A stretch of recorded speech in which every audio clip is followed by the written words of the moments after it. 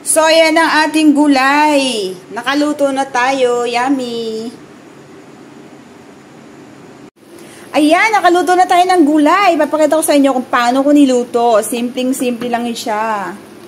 Tara guys, magluto ng simpleng gulay. Yan ang ating chicharo, yung corn at saka yung carrots. Siyempre cabbage, minced meat, at atay ng manok, chicken liver. Yan. So yan guys, ito yung pinagisahan natin ng gumakas tayo ng garlic and onion paste. So yan na guys ang pinaglutuan. Pinagisahan ko naman natin minced meat. Siyempre lalagyan natin ng itong ating chicken liver. Yan, ipa-fry lang natin. Yan guys. Nebus-nebus lang.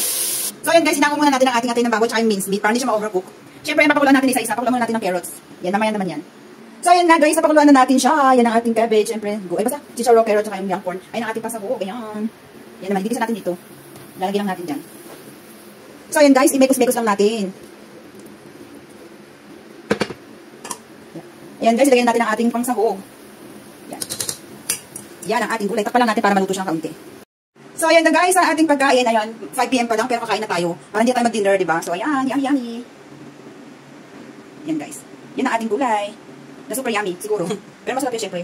Yan. So, yan ang ating yummy gulay. Super crunchy niya. Kaya maganda, binablanch muna siya. Yan. Marami tayong atay. Good girl na yun, di ba? Good for my iron. Kahit, pero mas maano yata yung pork eh. Pork liver. Pero yan, masarap siya. Yan. Yummy.